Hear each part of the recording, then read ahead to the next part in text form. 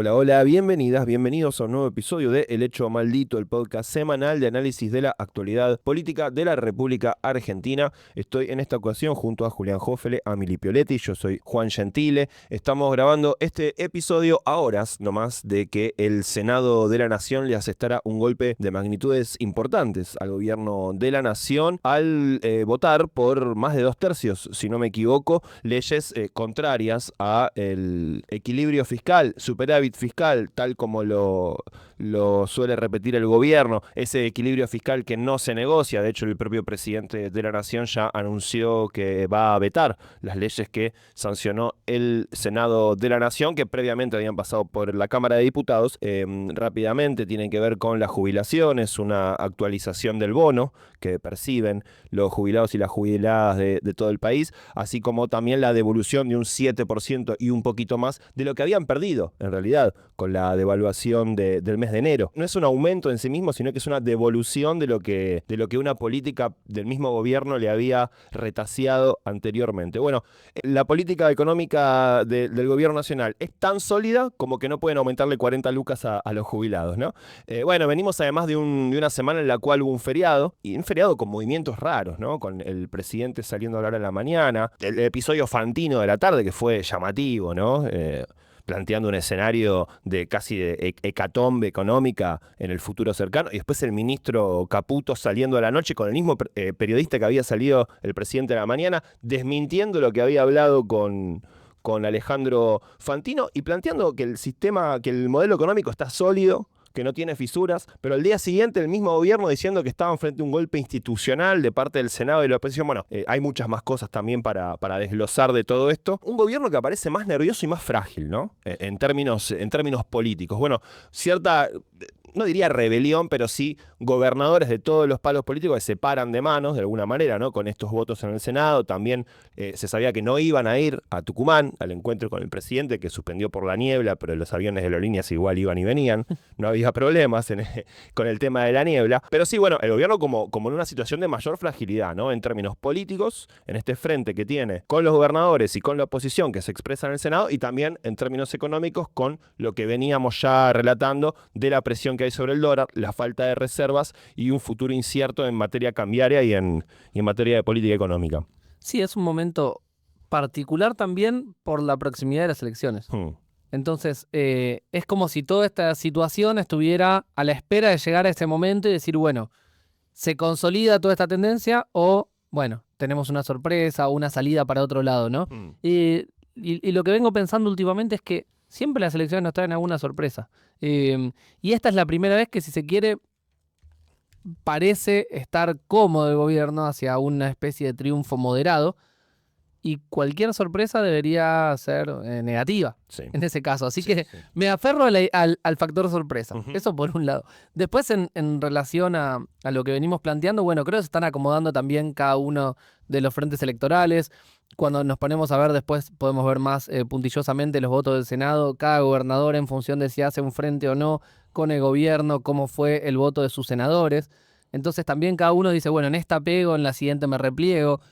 Hay que ver también si después de que estas leyes sean vetadas, cosa que, como vos decías, ya fue anunciado por el presidente, se insiste en la sanción de las leyes, o después alguno se baja, porque lo que venimos viendo en el comportamiento de muchos aliados al gobierno en el Congreso en los últimos, o sea, en toda la gestión, es que intentan dar una señal de golpe y cuando está a punto de concretarse se baja alguno. Negocian en el medio y dicen, bueno, te banco el veto. O bajan un DNU en una cámara y en la otra no. Me habilitas la rotonda, la famosa rotonda. Sí, saca la rotonda, sí. ¿Te acordás? Era la obra de esa rotonda, claro. ¿Qué eran? Sí, no me acuerdo. Pero es el concepto que también lo hecho él. De la rotonda de Chel. Un abrazo a la gente de Chel. Que ojalá le hayan hecho la rotonda, porque los votos se los... Como vos decís que puede ser una forma de abrir un frente de negociación más que una convicción. Es que algunos gobernadores. Sí, o en muchos casos las convicciones que tienen las tienen en pausa hasta ver cuán dañado está el gobierno, ¿no? Entonces, y eso es algo que está por comprobarse. Sí. El resultado electoral es lo que va a terminar de determinar si este camino que hoy vemos claramente descendente en popularidad, en materia de nervios, en cómo están respondiendo políticamente a las situaciones, con mucha menos cintura, con mucha menos habilidad, porque antes también hacían esto de decir no vamos a negociar nada, pero por abajo sí negociaban algo. Y ahora es el mismo discurso, no negociamos nada, y después absoluta confusión, que es lo que pasó en estos días. Incluso los propios gobernadores que tenían más vocación de diálogo que el gobierno decían, me dice una cosa Menem, otra cosa Francos, otra cosa Caputo. Es decir, es un momento políticamente muy complejo para el gobierno. Además de jubilaciones, no me quiero olvidar, emergencia en discapacidad también, y muy importante, además de emergencia en discapacidad, los ATN, ¿no? El giro automático de fondos del Tesoro Nacional que venían reclamando las provincias, que claro, el gobierno nacional venía festejando o vanagloriándose de un superávit fiscal, pero claro, reteniendo los giros a las provincias, ¿no? Que ya ahora le están diciendo, che, ya está, se terminó, mandame la guita. Ahí, sobre ese proyecto en particular, también ese proyecto fue modificado por gobernadores amigables a Milei y en rigor de verdad el impacto fiscal es bastante inocuo, digamos, de esa redistribución de los aportes del Tesoro Nacional. Pero sí es una cuestión política, ¿no? Es un mensaje político de que los gobernadores se hayan puesto de acuerdo y ese proyecto haya pasado, ¿no? El proyecto de los gobernadores. Algo muy interesante y que fue como novedoso en la votación del Senado fue que senadoras como Beatriz Ávila, del PRO, votaron a favor de esta redistribución a las provincias y dijo, los gobernadores son los únicos que están garantizando la paz en este país, la paz social en este país. O sea, se da cuenta, saben incluso los aliados al gobierno, que quienes garantizan la paz en los territorios son los gobernadores. O sea, que si vos no le das guita, en un tiempo en el corto plazo, se empieza a subir el agua en los territorios. Todo esto también, esto que hablábamos de la fragilidad del gobierno, el nerviosismo del gobierno, en un contexto en donde, como decía Yanti al principio, uno ya no lo tiene tan en mente como antes, ¿no? En el día a día, pero el dólar subió, cerró a 1.280 en un momento. Subió 10% en 10 días. Exacto, 10,5% en 3 semanas, exactamente. Y eso es algo que le pega al gobierno, ¿no? Porque también va a impactar en la inflación de junio, que por ahí llega al 2% Sí. y el... Ya sería la de la ciudad, ¿viste? Que Exactamente. dio arriba de 2 puntos, lo cual también es un indicador de que hay una tendencia alcista. Después veremos, no coincide, como siempre decimos, no es 1-1 de la ciudad de la nacional, pero sí, ya hay también una presión en ese frente, ¿no? Totalmente. Y también respecto de esto que decía Jofe, insisto, con el concepto de fragilidad del gobierno. Yo soy bastante pesimista todavía, pero si bien el Senado de la Nación, ya lo vamos a hablar bien, ¿no? Pero se autoconvoca, llama a la sesión es presidida por Victoria Villarruel, que eso le valió el apodo de traidora de Milei, que dijo, logramos todo lo que logramos con el 15% de la Cámara de Diputados. 7 senadores, una traidora, Sí. y el jefe de gabinete de ministros... Capaz era Lourdes Arrieta. Capaz era Lourdes Arrieta, capaz era la diputada Patito, yo interpreté mal. Mirá, no es Y hubo un cruce muy duro con Patricia también, ¿no? Que le dijo, levántese, vicepresidenta. Y Victoria Villarruel le dijo terrorista, Sí. ¿no? O sea, Imagínate que te mandó Victoria Villarroel a leer la Constitución. Le dijo, lea la Constitución. Claro. Literalmente defensora de golpe. hay un quiebre interno grande, Sí. digo, para aquellos que tenemos los recuerdos del gobierno de Alberto y las fricciones con Cristina y las cartas y demás, esto ya es, Sí. ya te dice traidora, es otro nivel. Pero a lo que voy es que todas estas cuestiones que salieron, que van a ser vetadas por el presidente, solo va a ser un logro si las cámaras logran insistir y eso sí va a ser un golpe al gobierno. Porque si no, pasa lo de siempre, ¿no? Va y vuelve de las cámaras. Una cámara sostiene el proyecto de ley, la otra no. Y de esa manera también se va fortaleciendo el gobierno, porque sabe que nunca sucede, nunca se concreta el hecho de me dieron vuelta un veto presidencial. O sea, jamás sucede. Sí, pensaba también en lo que planteaste al principio, Juan, respecto a que el plan económico es tan sólido, tan inexpugnable, pero al mismo tiempo un pequeño aumento de las jubilaciones que incluso es más moderado que el que Milei ya vetó junto a los 82 héroes que lo acompañaron.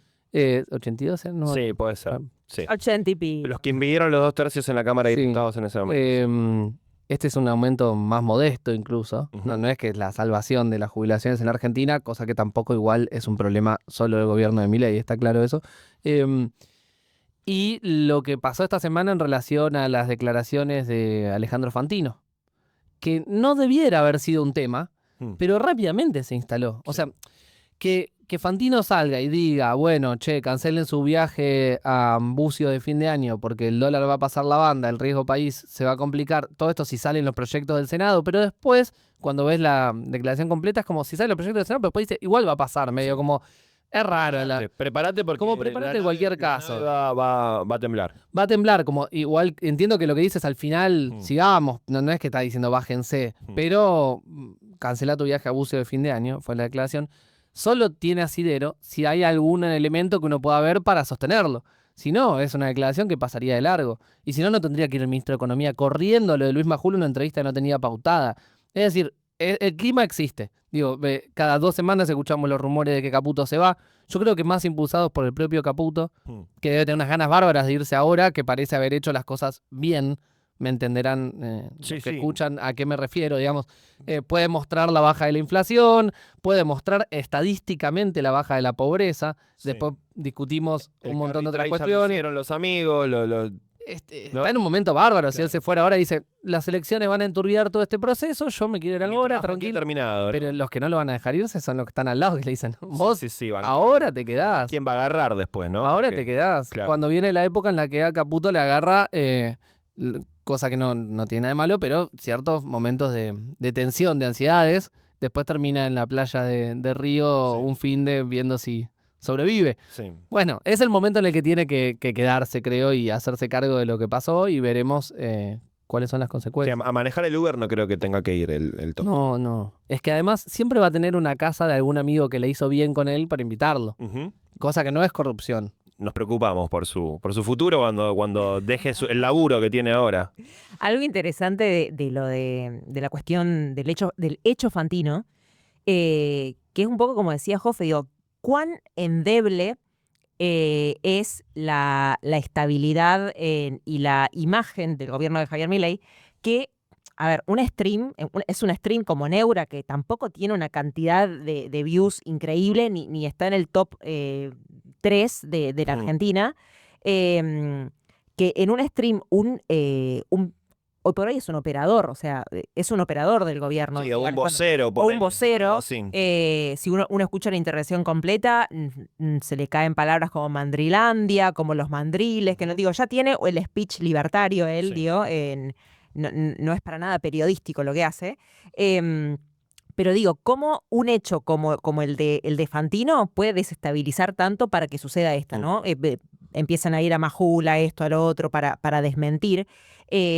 Inmediatamente a que sale ese recorte, Toto Caputo responde a ese tuit diciendo, esto es inteligencia artificial. Dice, esto está hecho con IA, esto es falso, es una fake, y es un video editado, recortado y manipulado con la inteligencia artificial. Lo cual es mentira. O sea, era cuestión de ir al video de YouTube completo y ver que era exactamente lo que decía, digamos, con otras palabras en el medio. Sí. Pero digo, a tal punto que la verdad no importa, que el chabón dijo, no, esto es fake y estaba manipulado por inteligencia artificial. Punto. Sí, y además el argumento también era que estaba editado, estaba recortado, que había un montaje. Vos veías el crudo y el sentido era el mismo. Era exactamente el mismo. Bueno, con el agregado que decíamos de, al comienzo Fantino plantea, si el Senado vota los proyectos que... Y después eso igual lo relativiza, pero comienza por ese lado que es lo que faltaba en el primer clip que se viraliza, que sería, bueno, eso empieza si los políticos, los gobernadores, viste, los políticos en el sentido que utiliza el gobierno, que no incluye a la gente que está gestionando hoy. Sí. Terminan con el superávit fiscal, que es una de las patas que sostiene este modelo. Si eso ocurre, todo lo demás, ¿no? Incluso la nota que sale a la noche a dar el ministro de Economía Caputo con Luis Majul, que tiene, por supuesto, la finalidad de calmar los ánimos de cara a la jornada del día siguiente, a la jornada cambiaria, no termina del todo de mostrarlo seguro, calmo, tranquilo. Incluso vos lo ves y hay un nerviosismo, hasta termina filtrando, bueno, va a haber volatilidad. ¿no? Yo esa nota me tomé el trabajo de verla bastante corta, además justo estaba cocinando, entonces podía tenerla de fondo. Y cuando el tipo dice, va a haber volatilidad, dije, epa, entonces, pará, ¿qué estás diciendo? Estás admitiendo que se viene mayor presión cambiaria en las próximas horas, en los próximos días. Que en última instancia es lo que dijo Fantino de otra manera. Él dijo, se vienen 3 meses picantísimos, dijo Fantino. Y Caputo dijo, va a haber volatilidad. Son dos formas de decir lo mismo. Totalmente. En última instancia. Entonces, y al mismo tiempo también pienso, el gobierno nacional en este momento está, me da la sensación también, como sin control de la agenda del todo, de la agenda de debate pública, ¿no? Como si lo tenía hasta hace algunos meses. Tiene este tipo de movimientos, tiene que salir a correr de atrás un tema, claro, a sí. aclarar, a negar o a intentar reconducir la agenda hacia otro lado, e incluso no lo logra. Al menos desde que fue el dictado de la sentencia a Cristina, lo podemos poner un mes atrás, ¿no? Desde ahí en adelante, por distintas razones, ¿no? Porque digo, esto no es necesariamente una derivación de eso, de hecho es una votación que incluye a distintos sectores. Pero bueno, hay un punto ahí a partir del cual primero se volvieron a discutir los liderazgos políticos, volvió a tomar centralidad la figura de Cristina, se volvieron a discutir algunas cuestiones de fondo y bueno, después también el gobierno se le empezó a complicar la agenda, ¿no? Sí, totalmente. Y coincido que viene corriendo de atrás y hay que ver cómo llega eso. Yo, perdón, estoy muy insistente con las elecciones, pero están a la vuelta de la esquina, ¿no? Hay que ver cómo llega eso a los debates electorales. Si el gobierno puede volver a instalar, por ejemplo, el esquema debate de inseguridad, que es lo que para mí todo el año estuvieron tratando de generar para discutir provincia de Buenos Aires con experta a la cabeza, cárcel o bala, a fondo, sin ningún tipo de vueltas y machacar permanentemente por ese lado, porque además es algo que obviamente permea en la sociedad, porque existe la inseguridad. Entonces, Por supuesto. es algo desde lo que te podés agarrar, tenés un discurso sencillo, fácil de lo resolvemos en 2 días. Bueno, hay que ver si logra volver a instalar eso o finalmente se impone la realidad económica de los argentinos que es mala. Ahí me acuerdo, justo me paro sobre lo que dijiste recién, en los programas más cercanos a la asunción de Javier Milei, decíamos esto con mucha esperanza, ¿no? De que la realidad va a primar. O sea, lo que manda es la realidad. La gente va a salir a la calle, se va a romper todo, la pobreza no va a ser inocua, digamos, en la gestión de gobierno. Y empieza a pasar esto, ¿no? Digo, ¿cómo haces para instalar la temática de la inseguridad cuando en el Congreso de la Nación te están pidiendo emergencia en discapacidad, emergencia, la reversión del veto de Bahía Blanca, por ejemplo, para ayudar a personas inundadas? Te están pidiendo guita para los jubilados. Digo, ¿qué tiene que ver eso con el discurso de la seguridad, incluso otros discursos? El otro día lo escuchaba a Milei que decía que antes de que ellos asumieran había 8.000 piquetes por año, lo cual te daba un promedio de 21 piquetes por día. O sea, es completamente sí, o que incorrecto. veníamos a un ritmo. La inflación viajaba. Bueno, está bien, pero Y los piquetes viajaban. está bien, pero son dos buenos ejemplos de otra cosa. Sí. Es cierto, el dato final es falso. Totalmente. El hecho de que había piquetes todos los días es real. El hecho de que ahora no los hay también. Que la inflación era altísima y no paraba de crecer era real. Que la inflación hoy es mucho más baja, aunque se haya mesetado alrededor de los 2 puntos, es real. Claro, entonces, que la sobredimensión. Cuando vos tenés un logro, también tenés, no digo derecho, pero margen para sobredimensionarlo. Un poquito. Sí, no, bueno, ya claro. Termina jugando en contra, me parece. Bueno, ahí hay un punto, por eso digo, en principio tenés ese...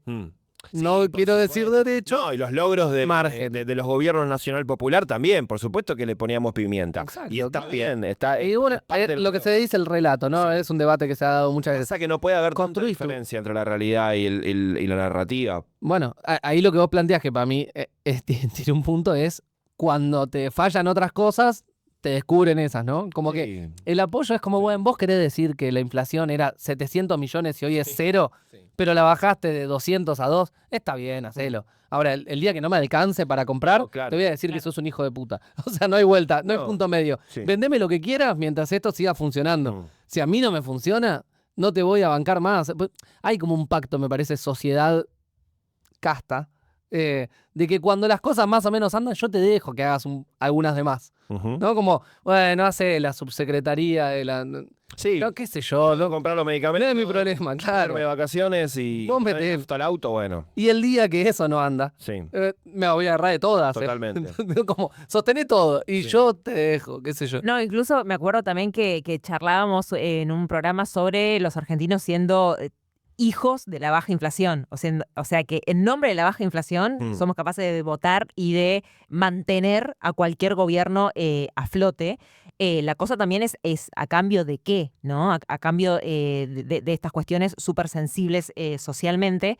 Y me quería detener en uno de los proyectos que se aprobaron ayer, que fue el proyecto del bono a los jubilados y del aumento del 7,5% en los saberes, que uno de los reparos que ponía el gobierno nacional es esto ataca el déficit fiscal porque vos no me estás diciendo cómo yo voy a financiar esto.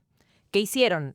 El proyecto ahora incluye un capítulo que habla sobre cómo se va a financiar esto. Ahora bien, el proyecto se va a financiar con el regreso del impuesto al IVA a algunas empresas, con el regreso de impuestos a ganancias a algunas sociedades empresariales también, el ahorro de la quita de sobrecargos del FMI, gestión Guzmán, digamos, y el redireccionamiento de plata de la CIDE. Sí, sí. O sea, el proyecto pasó de esa manera y con el apoyo de muchos sectores ex aliados al gobierno, digamos. Si esto llega a pasar, estamos hablando de tal vez un momento en donde le están sacando la ficha a algunas cuestiones del gobierno nacional. Digo, si vos me decís, yo esto te lo voy a vetar porque vos no me decís cómo financiarlo, yo te digo cómo financiarlo.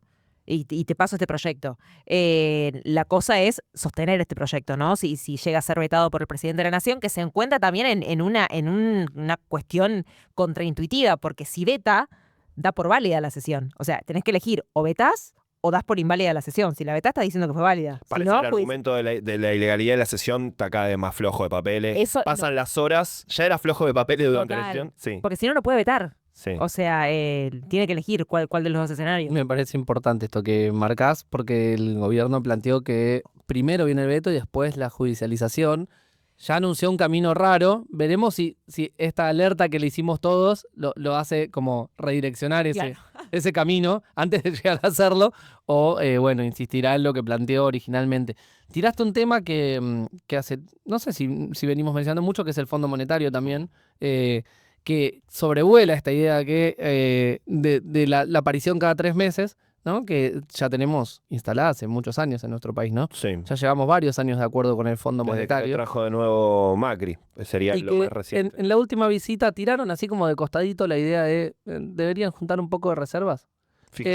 Cosa que hasta ahora el gobierno, pese a que tiene un Fondo Monetario que lo está bancando a muerte. de forma leal, contundente, sí, empieza a tener también una fisura en ese planteo, al mismo tiempo que el peronismo hace un planteo, ¿no? Cristina volvió a insistir estas 2 semanas en sus planteos respecto a una nueva propuesta para el pago del Fondo Monetario, tener una propuesta desde el peronismo. Me parece que ahí hay un eje también que, si bien nos venimos acostumbrando, creo que es importante que tengamos presente porque evidentemente es algo que si no tratamos, si no ponemos sobre la mesa de las discusiones electorales, no lo vamos a terminar de resolver nunca. Sí, el tema de la deuda es central porque... Y hay una cuestión ahí también que es los espacios, como el espacio este que se armó del centro ahora, del manecismo, con el cordobesismo, van a tener que tener una postura sobre esto.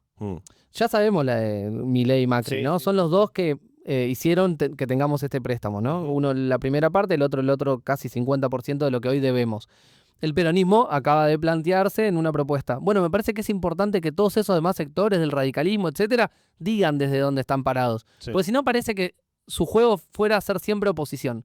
Dedicarse a hacer oposición todo el resto de su vida y siempre tratar de marcar algún que otro error o corrección institucional o alguna cuestión para el gobernador intendente que tienen. Y creo que tienen que tomar una posición sobre uno de los grandes problemas que tiene la Argentina, del cual se tienen que hacer cargo, porque también ellos son responsables, no solamente de eso, sino de tener un gobierno como el de Milei. Hace tiempo que venimos planteando la autocrítica del peronismo respecto a que hoy gobierne los libertarios y un esquema como el de Milei. En algún momento se va a hablar de la autocrítica de las fuerzas supuestamente republicanas que tenían el rol de gobernar cuando no gobernaba el peronismo y que hoy no están gobernando porque efectivamente les ganó una propuesta nefasta y no pudieron hacerse cargo de ningún gobierno en forma exitosa.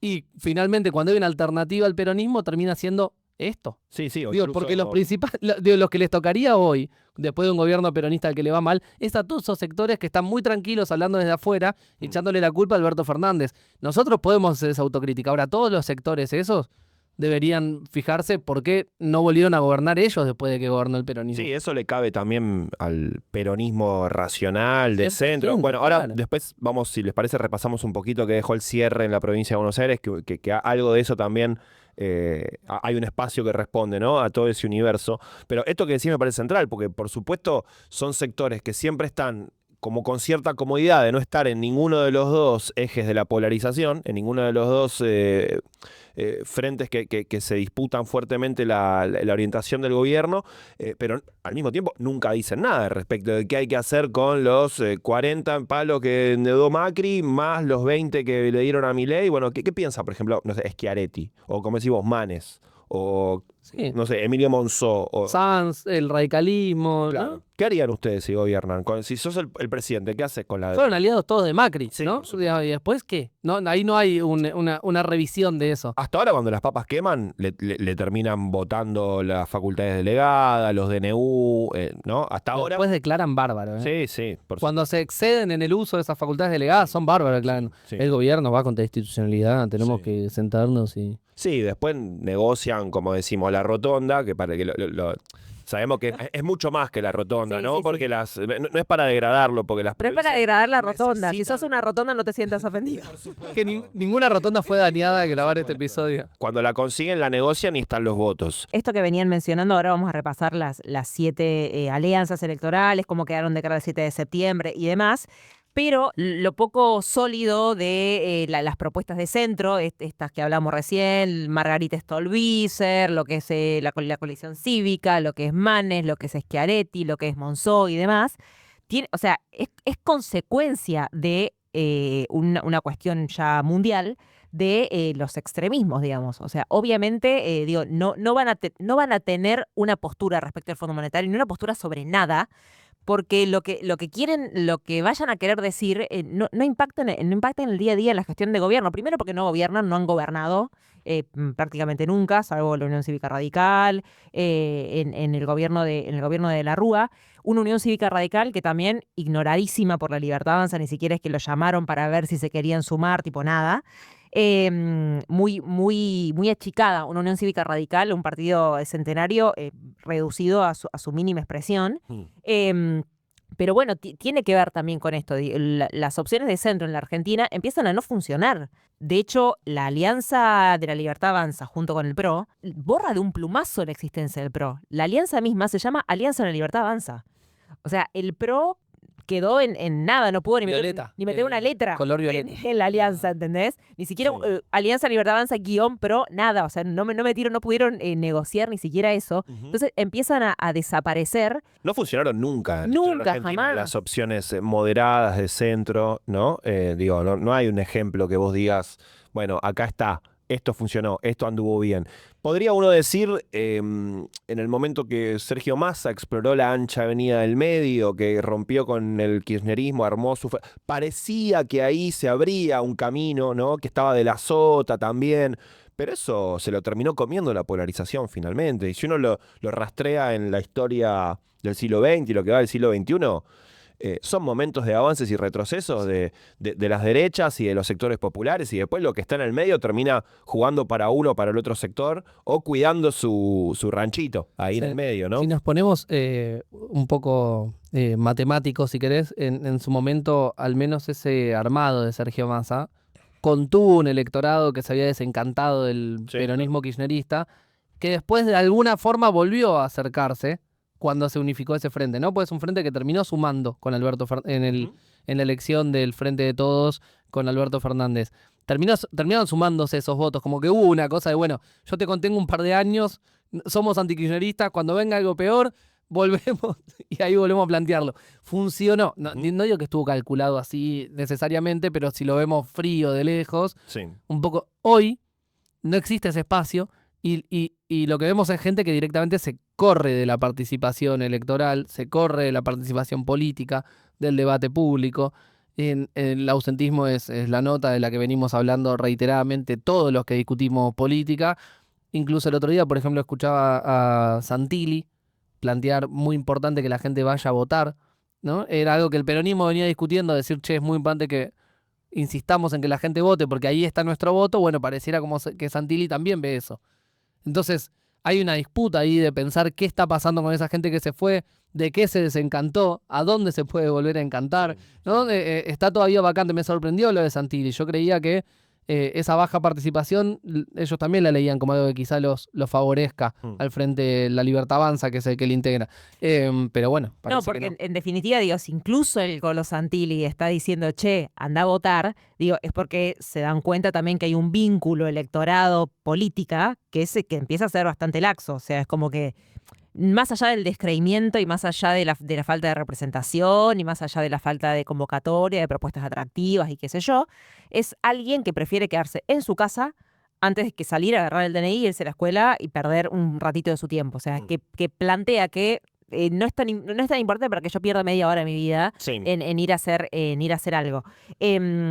Algo que se me ocurría también para pensar como una elección sobre las crisis argentinas y una elección sobre la crisis de la democracia en la que se encuentra la Argentina, es esto que decíamos, ¿no? De los extremismos y del no funcionamiento de las opciones de centro, ¿no?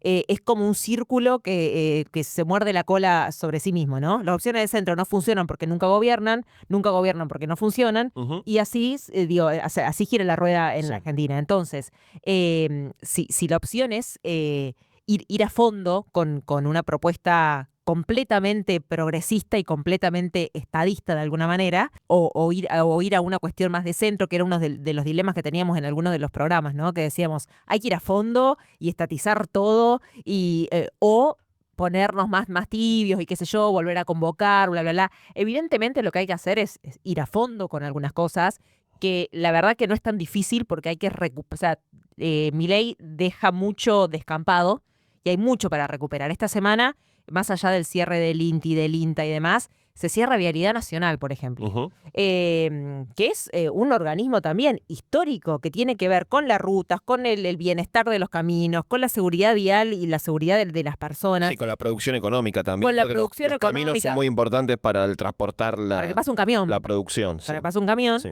Entonces digo, esas cuestiones son fácilmente revertibles y fácilmente se pueden establecer en una propuesta. O sea, si no sabemos qué propuesta dar, la propuesta es mejor el salario, que vuelva a Vialidad Nacional, que vuelva el INTI, que vuelva el INTA, que vuelva la intervención del Estado. No sé si los organismos en sí. No. Hay como la idea de como propuesta electoral, ¿no? Sí, si estamos metiéndonos en lo fino del marketing de la campaña, no sé si el organismo en sí, pero el hecho sí. Lo que vos decís, tipo, che, quiero que no te mueras en la ruta, traducido de una forma que quizás no sea, voy a crear una estructura burocrática para eso. Sí. Burocrática en el mejor sentido, ¿no? Como un organismo del Estado. Por más que sabemos que era importante y que tiene que ser, y que finalmente, eventualmente, va a ser la forma de instrumentarlo, quizás a la hora de expresarlo hay algo del sentido común que ganó. La idea de que desarmar organismos es bueno porque genera un ahorro para el Estado y de alguna forma redunda en la baja de inflación y que eso haga que tu vida mejore. Ese sentido común pregnó. Entonces, quizá el desarme de eso tiene que empezar por otro lado, no necesariamente la propuesta de que vuelva el organismo, por más que sea efectivamente lo que tenemos que hacer. Tal vez sea hablar de la ruta en sí misma. Exacto, sí. Y del camión pasando por esa ruta, llevando la producción de un pueblo a otro o al puerto para ser exportada. Y tu familia llegando sana. Exactamente. Al otro lado. Sí. ¿Todavía no nos seguís en las redes sociales? Somos Maldito Hecho en Twitter, El Hecho Maldito OK en Instagram y en YouTube, y en Spotify, El Hecho Maldito. Esto me hace pensar en algo que dijimos hace unos minutos. Es la realidad emergiendo conforme pasa el tiempo. Es decir, por un lado está las redes sociales, la inteligencia artificial, lo discursivo, lo que se pone en un tweet o en un video. Y me parece que las fuerzas del cielo, el Partido Libertario, por momentos confunden la realidad con las redes sociales, ¿no? Como si todo fuera traspolable del universo ficticio, que son las redes, que son los videos, que son incluso hasta los propios discursos del presidente, que son piezas simbólicas, digamos, de discurso, con lo que efectivamente después ocurre cuando se lleva adelante una gestión de las características de la que está llevando adelante este gobierno nacional. Y yo me pongo a pensar, además, ¿qué tiene de tan distinto o qué tiene algo de distinto de las otras experiencias neoliberales de la Argentina? Si uno le corre lo discursivo, lo simbólico, si uno le corre el estilo, el tono, la tonalidad, ¿hay algo distinto? Es un modelo, hasta ahora, por lo menos hasta ahora, vimos un modelo de deuda, fuga, ajuste, desmantelamiento, retiro del Estado. Y destrucción, digamos, de los derechos de los sectores más desfavorecidos de la Argentina. Hasta ahora yo no vi nada diferente. Ellos venían a cambiar radicalmente la cultura política argentina. A ver, en materia de modelo económico, coincido con vos. No veo ninguna diferencia, pero más allá de particularidades, contextos, épocas, ¿no? Siempre hay cosas diferentes. En términos de filosofía política, quizás sí. A ver, están tratando de construir un espacio político con cierta doctrina, ciertas ideas, un montón de cuestiones más mágicas alrededor de eso también, un líder concreto. Claro, la parte más mesiánica, más esotérica. Eso sí, es una novedad, pero digamos, y también la idea de simbólico. construir un partido alrededor de eso. Menem se apoyó en el partido justicialista y lo que fue logrando convertir de eso, Sí. apropiarse de eso, destruir en ese camino. Ahora, me parece que acá hay algo novedoso en ese sentido, en las alianzas internacionales que explora, en esa filosofía. Me parece que todavía es incipiente y que si no tienen una revalidación en las urnas, bueno, creo que pueden entrar en una diatriba de aceleracionismo medio más bizarro todavía, pero difícil que la construcción crezca genuinamente. Sí. Ahora, si se consolidan en estas elecciones y tienen un camino allanado hacia un nuevo gobierno, bueno, eventualmente ese espacio político va a crecer y va a generar algo distinto. Todavía no lo podemos saber. Yo hasta ahora lo siento como un cambio de piel del modelo clásico. No, en el modelo económico estoy de acuerdo, ¿no? Ahí no veo diferencia. Porque para hacer pasar de nuevo la deuda, la fuga, el ajuste, no podía volver a ser algo surgido del sistema político como fue Macri, como fue el radicalismo, como fueron las variantes. Entonces, ahora viene algo que adopta la piel de un outsider, ¿no? De una fuerza antisistema outsider, que corren por ahí las novedades, ¿no? Corren más en el orden de o sea, me sale decir discursivo, pero es verdad, es más que discursivo, pues son las alianzas a nivel No, y además mete gente presa, ¿no? Digamos, claro. como, no podemos decir que es solo discursivo, porque después hay cosas concretas. Esa podría ser, me parece, quizás. Bueno, pero ahí en ese sentido con la dictadura tendría, incluso quedaría corto. Claro. Que sería la primera de estas 3 experiencias neoliberales. Sí. Ahí quedaría corto, pero lo que digo es hay una construcción más de largo plazo, ¿no? De vengo, destruyo, me voy. Sí, la alianza se va con 40 muertos cagando a tiros a la gente que salía. Y el gobierno de Mauricio Macri tenía también a Patricia Bullrich en el Ministerio de Seguridad que reprimía cuando él podía, reprimía, mató gente, digo, en el sur, en la Patagonia, hubo muertos durante la gestión Bullrich y Macri. Ahí también me surge pensar esto que decíamos recién, el core, digamos, del gobierno no difiere mucho de otros gobiernos de corte neoliberal, que la receta es la misma, ¿no? El Fondo Monetario, desmantelamiento, baja de salarios, etcétera, etcétera, etcétera. Fin. No hay nada novedoso en eso. Lo novedoso sí es la piel, pero la piel importa mucho. Porque lo que decía Jofe, porque el relato tiene consecuencias concretas, que es un fotógrafo internado, me estoy refiriendo a Pablo Grillo, que es jubilados gaseados, que es gente presa, digo, es un relato y es una piel y es una narrativa que tiene consecuencias concretas. Sí, ahora se está muriendo gente que no le dan los medicamentos oncológicos. Tal cual, Sí. el Instituto del Cáncer desaparece, el Instituto de Enfermedades Tropicales, que suena como que es algo que no importa, pero en sectores como Misiones importa muchísimo, digamos. Es el tipo de enfermedad de las cuales se muere gente. Es realmente importante para territorios de esas características. Y el tipo de piel también tiene que ver con algo que para mí no es inocente, que es esto del componente mágico.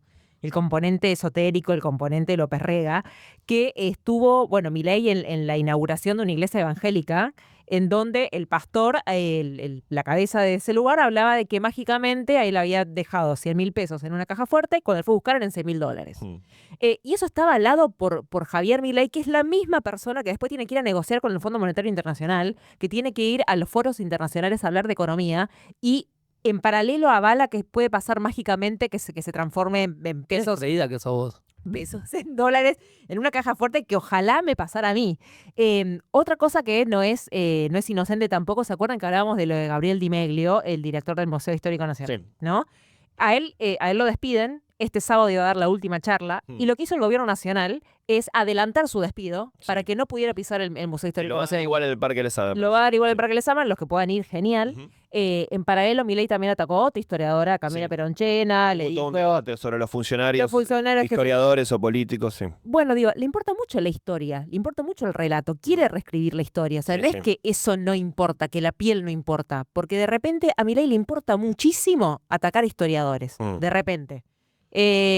Porque se da cuenta que es importante, ¿no? Sí. Y se da cuenta que eso tiene consecuencias concretas, que Sí. es despidos, modificación de las estructuras de los museos y la historiografía en el país y demás. Conectando un poco lo que hablamos al principio con esto también, creo que son batallas que eventualmente, si las demás cuestiones le funcionan, podrá sostener y que si no están siendo una distracción en el camino de algo que va mal, ¿no? Digamos, estamos todo el tiempo en esa disyuntiva de decir, che, está atacando todos los frentes y encima la está pegando y capaz que le va bien en las elecciones, o fíjate que se le cae a pique el modelo económico y encima está pelotudeando con esto, que encima también le va a salir mal y capaz que le va mal en las elecciones. Tenemos todo, ¿no? Como en nuestra cabeza, creo que a todos nos pasa, todos los días giramos por 300 tesis distintas permanentemente, como es inevitable, no lo puede votar nadie. Bueno, no, lo van a votar, nos van a no, Sí. girás por eso, pero digo, se conecta permanentemente la idea de decir, che, está abarcando todos los frentes y es una genialidad, o la verdad que no sabe por dónde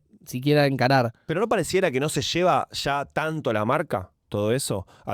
Subirse a un debate con el tema No, historiográfico. y más bien al contrario, lo que termina haciendo es que cada vez aglutina más gente del otro lado. Contra. Cada vez aglutinás más gente del otro lado, porque hasta la gente que más o menos quería, bueno, con matices, bancarte en alguna, en otra no. Sí. En la primera de cambio lo salís a matar, bueno, lo terminás poniendo medio del otro lado obligado, salvo a De Loredo. Que Sí, sí. Fiel de Loredo. De Loredo cuando le hacen eso le gusta más, pero es una particularidad de él, Sí. como una condición que tiene. Sí. El resto O sea, la agarré mal que tiene un tema, digamos. es un Rodrigo. tema, Está bien, pero el está bien. resto en general cuando les pega los aglutina del otro lado. Sí, sí, totalmente. Bueno, algo del cierre de listas, en realidad no de listas, la presentación de alianzas en la provincia de Buenos Aires, primer paso para conocer cuál va a ser el tablero sobre el cual se van a disputar las distintas fuerzas políticas en la elección provincial. Recordemos, ya lo decimos siempre, pero se vienen varias paradas electorales. La elección provincial, después la elección nacional en la provincia de Buenos Aires y en la ciudad y en distintos lugares del país donde se renuevan diputados y senadores del Congreso Nacional. Pero primero tenemos la elección para la cual, recordamos, se había lanzado Cristina para la tercera, después se ratificó su condena, se la proscribió. Bueno, se presentó finalmente el Frente Fuerza Patria, con todo el peronismo adentro, y peronismo y and Friends. And Friends, y aliados. Grabois, Moreno, todo. No quedó nada afuera, Bien. ¿no? A diferencia de lo que había sido el cierre de la ciudad, que había varias variantes blue, ¿no? Del peronismo. Bueno, finalmente está todo ahí adentro. Incluso hubo varias reuniones entre Máximo Kirchner, Axel Kicillof y Sergio Massa para terminar de surcir ese frente electoral. Después, por otro lado, está, como decías vos, Alianza La Libertad Avanza, que es un frente entre La Libertad Avanza y el PRO, pero que no está, uno no puede rastrear la identidad de ni el macrismo ni el PRO, por lo menos ni en el sello, ni en como Ni en los colores, ni en ni los colores, ni en el nombre del frente, nada. Sí, señalan que ahí hubo ciertas negociaciones con el partido que encabeza Cristian Ritondo en la provincia de Buenos Aires respecto de cuál va a ser la incidencia de algunos intendentes que le responden en el armado de las listas, ¿no? El caso de Soledad Martínez en Vicente López, Montenegro, Mar del Plata, bueno, las distintas intendencias que tiene el PRO, pero da la sensación de que es La Libertad Avanza concretando una fagocitación sobre el PRO, utilizando su estructura además partidaria, Yo te dije que vos querías mantener la expectativa Sí. porque había una cuestión periodística ahí de mantener cierta Sí. tensión de si el PRO cerraba, pero que no. pero Políticamente había cero margen, nada. No, para mí el killer es el killer. Yo no, el puedo- killer de esas cosas no me gusta. Ya está, ¿no? Perdió todo. Sí, sí, sí. Está en el horno el killer. Después lo de la justicia es otro Todavía tema, es mantiene, otro su, tema, claro, es otro mantiene su teléfono rojo con otros sectores, pero bueno, en materia electoral parece que está complicado el Sí, killer. complicadísimo. Bueno, y la lista, viste que ahora no se dice más lista de unidad, se dice lista conjunta. Sí. Como que hubo un cambio de acepción ahí. Sí, sí, sí. No sé si no fue el propio gobernador Kicillof, Carly Bianco, los que empezaron a usar el concepto conjunta. Sí. Como decir, ya ni unidad. O sea, como que van a estar nuestros candidatos todos en una misma lista conjunta. No es que es una lista de unidad. Claro. Pero muy, muy inteligentemente. Conjunta. Muy inteligentemente porque preguntarse por la unidad, los periodistas preguntan por la unidad. Dice, ¿se concretó la unidad? ¿Va a haber una lista conjunta? Claro, te responde, va a haber una lista conjunta. Para que no le pregunte más por la unidad, porque la unidad es un término muy Unidad, grande. eso estamos bien. Unidad hasta que duela y unidad. No, dije, pues, saquemos el término unidad. porque Ahora no se dice nos- conjunta. No está- Así que hay lista ¿Qué conjunta. sé yo? Por lo pronto uno... Para claro. las Para la línea de hecho, experiencias Lito, anteriores- Sí. está bien. lista Preferimos que se diga conjunta. Sí, porque además, nada, tanto se usó, ¿no? El sintagma, unidad, hasta que duela, de acá, de allá, bueno, qué sé yo. Es que si no es real, Quizás- mejor no decirlo. Pone las expectativas muy arriba, ¿no? Como un poco más realista, de alguna manera. Creo que estamos en un momento, la única verdad es la realidad, ¿no? Sí, Asumamos sí, sí. la realidad. ¿Vas a convivir? No. Sí, sí. Vamos a vivir en la misma casa. Lista juxtapuesta. Nos vamos a ver los miércoles y los lunes. Y después el siguiente ni nos vimos. Y además, otro de los datos del cierre de listas es este espacio que mencionábamos cuando hablábamos de la deuda y que preguntan a ver qué piensan esos muchachos que se juntaron y armaron una lista que se llama Somos Buenos Aires, que ahí está Facundo Manes y creo que el radicalismo también, ¿no? Maxi Abato, el radicalismo de la provincia. Junto con... Apareció Schiaretti en esa foto como, ¿no? Referente de Córdoba, pero apareció ahí en el cierre de la provincia de Buenos Aires. Florencio Randazzo Renunció a la presidencia del PJ de Córdoba justo Claro. hace 2 semanas Schiaretti. Qué lindo es nombrarlo, Schiaretti, lo extrañaba. hacía mucho no Hace nombrábamos. mucho lo nombramos, pero ahora vamos a tener que nombrar más a Yar Llora. Sí. Va a empezar a Me jugar cuesta más. Y ahora. No, no, es Yar Llora. Yar Llora. ¿Cómo lo dirías en cordobés? No, amigo, igual. Yar No, Llora. no, dale, tiene que haber una diferencia. Yar Llora. Así, ahí está. Un poquito, La Y. claro. No es la Y porteña. No, es la Y. Yar Llora. Es la Y, Yar Llora, pero sí. Sí, y apareció también Florencio Randazzo también, que aparece, sale del closet cada 2 años, abre el kiosco, ¿no? Levanta la persiana Sí. Florencio. Frente al cierre de Vialidad hizo un tuit como diciendo, Vialidad estaba bien. Claro. Cerraron literalmente uno de lo que él marcaba como sus hitos en la gestión. Sí, él votó igual, ¿no? Aprobó facultad DNU, delegada. facultad delegada, Claro, sí. todo. Coalición Cívica también, GEN también, como que un poco todo lo que quedó ahí pululando se juntan ahí en Somos Buenos Aires como un espacio de centro, pongámosle, bueno, en fin. Veremos si eso efectivamente tiene una traducción. Esa más que conjunta es cultural. rejunte. Sí, rejunte, sí. Ni conjunta, acá esa es rejunte. O sea, está unidad, Unidad, pues, un poco más conjunto, abajo, rejunte. después rejunte tenés, sí, esto es el rejunte. Bueno, y después hay un montón de otras listas. Hay una lista libertaria alternativa. Blue, sí. Sí, Donde están el MID sí. y otros aliados. Rezago. Kikuchi. Los, demás. los referentes territoriales de la provincia de Buenos Aires de Sago y de Kikuchi. Sí, sí, sí. Toda esa gente va Blue. Qué sé yo, Va para claro. Marte. Qué gente para compartir una nochecita, ponele, ¿no? Sí, sí, sí. Que vas con Sago, ponele a... Sí, de Girafales. Sí. Con Sago. Uf. Y sí, debe ser divertido. Bueno, y después está el Frente de Izquierda, que creo que también cerró ahí en la unidad total. No sé si quedó algo por afuera, pero no me queda el todo Chicana claro. que queda fuera de lugar ya para quienes tenemos algunas décadas de militancia política. Ujú. La historia Sí. nos marcaba que hacíamos la chicana de las divisiones de la izquierda. Sí, Lleva muchos años ya el FIT sí. unido, bueno, habrá siempre alguno, Alguno, pero los principales partidos de la izquierda. fin de esa sí. chicana, ¿no? Sí. Cancelémosla porque Sí. FIT, Ujú. cada elección venimos viendo que se presenta. Que Después, bueno, tendrá lo suyo. Vienen enfatizando el reclamo de la libertad de Cristina Fernández de Kirchner También. en la mayoría de sus intervenciones Sí. últimamente. También es un dato ese. Y después hay un montón de otras listas chiquitas, más que van a disputar los distintos distritos. Recordemos que es una elección que se va a dar muy territorial, ¿no? En los 135... Sección por sección. Sí, 135 secciones electorales. El otro día vi que la primera superó a la tercera en cantidad de votantes. No, 105 municipios. Sí. Ah, ok, claro. Sí, 135 municipios, 8 secciones electorales. Ahí estamos.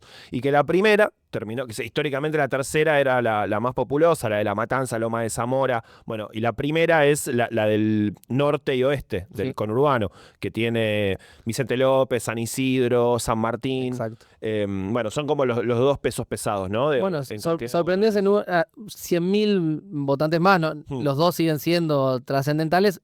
La Matanza sigue siendo indudablemente el municipio con más electores, pero la primera sección ahí va a marcar la pauta. Son las dos centrales. Sí, en pocos días vamos a tener los candidatos. Sí, esa es la prueba de fuego, hay una ¿no? incógnita hay una incógnita de quiénes van a encabezar, sobre todo en el peronismo no está nada claro. Se habló, ustedes saben que creo que más que porque lo haya dicho él, más como una especie de rumor de que iba a encabezar Máximo Kirchner en la tercera, pareciera que eso no va por ahí. Por lo menos él expresó que no está del todo cómodo con eso. Nunca, si algo no se le ha planteado a Máximo, es decirle que haya estado atrás de un cargo en general, ¿no? No fue un dirigente que haya estado a la búsqueda de cargos en su carrera política, pudiendo hacerlo, ¿no? Claramente. Por supuesto. Empezó a sonar el nombre de Verónica Magario, con cierta fuerza, para encabezar la lista de Fuerza Patria en la tercera, una dirigente de La Matanza. La vicegobernadora. Vicegobernadora. Además, una persona que con buenas relaciones con los distintos espacios que están en el espacio peronista, ¿no? Se lleva bien con Cristina, se lleva bien, es la vicegobernadora de Axel, una referenta, como decíamos, de La Matanza. Y bueno, también la duda de qué va a pasar en la primera, porque también es un lugar donde pisa fuerte el masismo históricamente, ¿no? Es el distrito donde está Tigre. Si bien hay datos. Tigre no lo está. Julio Zamora está en la lista esta que decíamos de Manes y Schiaretti. Y de hecho es posible que sea candidato encabezando. Sí. Candidatura buena para ese espacio, digamos. Sí. Y apareció Fernando Gray también ahí, ¿no? El del intendente de Esteban Echeverría, que es ese. ¿Cómo gasta en carteles, no? Es tremendo, en todos lados está. La renovación, que es una flor, puede ser, la renovación. Ahora ya tiene unos nuevos, esos ya no están más. Ahora sí son sin flores la renovación. Sin flores, perfecto. Sí, bueno. No, pero más allá de que es una elección muy territorial, es ultranacionalizable. Cuando presentaron la Alianza La Libertad Avanza, la hermana de Javier Milei, Karina Milei, y Ritondo, Karina Milei se refirió a matar al kirchnerismo que está trincherado en la provincia de Buenos Aires. Ellos consideran eso, entonces es la batalla de todas las batallas. La provincia de Buenos Aires para ellos, y también en algún punto es la revalidación de la gestión de Axel Kicillof, y es la revalidación o no de que él sea o no el heredero natural de Cristina Fernández de Kirchner, digamos. Quien encabece el peronismo en una potencial candidatura para las elecciones de 2027, Dios. Se juega bastante de lo simbólico ahí, más allá de las secciones y demás. Sí, seguro habrá quienes lean eso, si le va bien al peronismo, ¿no? Habrá quienes lean eso y habrá quienes lean no, pero te fue bien porque está Cristina empujando desde San José, bueno, ¿no? Seguramente las interpretaciones van a estar. Y después la elección nacional, donde algo que me quedó de antes y ya vamos cerrando, claro, Milei dice, si Beto, la justicia en diciembre les vamos a romper el culo en las elecciones y se termina el 11 de diciembre, aunque a Milei y a los libertarios le vaya bárbaro en octubre, no van a tener mayoría propia en la Cámara de Diputados. Depende de qué tan bárbaro. Se sacan 80 puntos, pero creo que ni siquiera que les vaya bárbaro. No, ante todo porque el que también renueva es el PRO. Claro. Entonces, y eso ya lo contábamos dentro de eso. La discusión está ahí. Seguro los libertarios van a multiplicar. Ahora, ¿cuánto pierde el PRO? Que después no lo recupera, digamos, porque lo van a ganar ellos mismos. Ahí sumo una cosita que dijo Milei con Majul, que me parece especialmente preocupante y cierto. Es que Milei dijo, si querían hacer daño, se refiere al kirchnerismo, llegaron tarde. No le dan tiempo para hacer daño, no les dan los tiempos para hacer daño. Y tiene razón, porque ya con el DNU vigente, o sea, si querías hacer daño, no tenés tiempo. O sea, ya me diste las facultades delegadas, ya desmantelé el Estado. Si querés hacer daño, es un poco tarde para hacer daño. Y creo que ese es el diagnóstico que hay que compartir para poder actuar en consecuencia. Muy bien, se terminó este capítulo de El Hecho Maldito. Yo me anoté el core del gobierno. que vos lo dijiste vos, Mili, en un momento. Me gustó como título. Yo había pensado Beto a Beto, pero muy obvio, ¿no? A Beto. Pero ahí me enamoré. Porque soy gordé, Sí. claro. Claro, sí, Me sí, toca la la mona. Está bien. Qué lindo, la mona. Che, bueno, ahora Vemos, lo discutimos. decimos. Lo dejamos acá abierto al cierre del capítulo. Le mandamos un abrazo a nuestra compañera Poli Sabatés, que andaba medio pachucha. Dice No, que ya se no llegó. despertó por cuarta vez. Sí. Metió muchas siestas a ver si recuperaba la voz, pero no lo logró.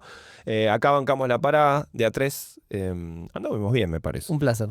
Julián Jófele, Mili Peletti, Aggi Cesare, haciendo redes sociales, videos, fotitos y las placas, todo lo que vende la gráfica en nuestras redes, corre por cuenta de ella. Yo soy Juan Gentile, nos volvemos a encontrar la semana que viene cuando hagamos otro capítulo clásico ya de la política argentina que se llama El Hecho Maldito. Chau, chau.